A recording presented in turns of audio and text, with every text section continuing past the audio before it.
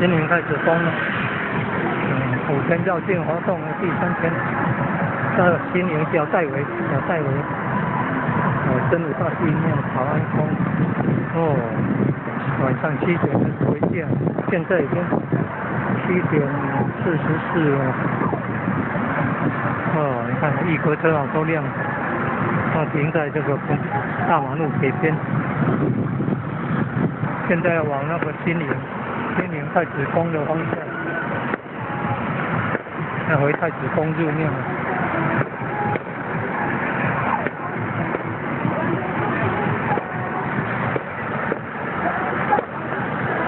第3天绕境那个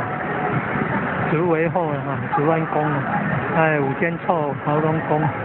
新集庄05宫，然后铁线桥旧通济宫、新通济宫，然后乌尾里在天湖蛙仔朝龙宫，然后小戴围这边有真武大地庙，还有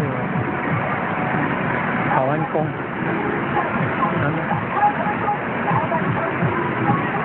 小戴围真武大地庙中坛元帅做先锋官的，